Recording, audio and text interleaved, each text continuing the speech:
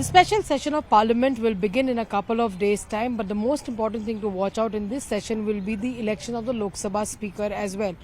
On the first 2 days, there will be oath taking of the various members of Parliament, and on the third day, there will be election of the Lok Sabha Speaker, which will take place in the Lok Sabha chambers as well. At least 5 or 6 sets of proposals will be prepared by the NDA, one of them being, the first one being that by Prime Minister Narendra Modi, seconded by Rajnath Singh is what we are given to understand. And all the NDA allies will be asked to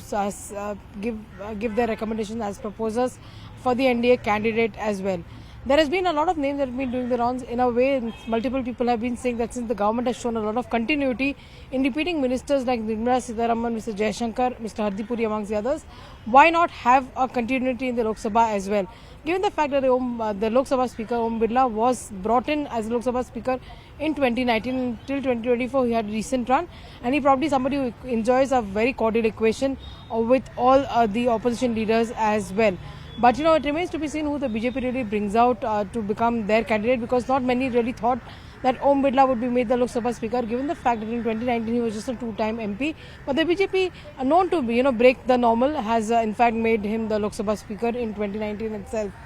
Also very important to watch out for is whether or not the opposition parties decide to put out a name as a speaker. The attempt by the government over here is being made so that there can be a consensus on this, and that's the reason senior minister in the government and of course deputy leader of the Lok Sabha Rajnath Singh has been entrusted with the responsibility to reach out to all the political parties, especially the opposition political parties, to tell them that a constitutional authority and constitutional post like this should not be contested, and that there should be a consensus candidate which is available. Rajnath Singh already had a meeting with the NDA partners a couple of days ago and will also be holding a meeting later this evening to in fact speak to the NDA partners also and tell them how to coordinate amongst themselves and also coordinate with other political parties so that a consensus candidate can be arrived at. If a consensus candidate is arrived at, then on the day of which is the 26th of June, after the proposals are put in by the Prime Minister and the others, there of course will be a counting of the votes by hand, and the speaker will be declared elected as well. But if there is a contest, and if the opposition decides to put up a candidate for speaker, then it will be a different game altogether, because then there will be voting which will be done physically on the floor of the house, and after which the speaker's election will be declared completed and the speaker will be announced. There are many names that have been doing the rounds. For example, as far as the pro tem speaker is concerned, the pro tem speaker is a speaker whose job will be to in fact affirm the oath to all the members of parliament. In the past, you've seen Virendra Kumar, who is now also a minister in the Modi government, was made the pro tem speaker. But there are several ranks within the BJP MPs and of course on the opposition MPs also who have been multiple time members of parliament, and this post is generally granted on the basis of seniority. K. Suresh from the Congress party is an 8-time member of parliament, but on the BJP side, 7th-time member of parliament include Radha Mohan Singh, Bharturi Mahtab, and of course several other names, and also Fagan Singh Kolaste amongst the others as well. It remains to be seen who becomes a pro tem speaker, and most importantly who becomes the speaker's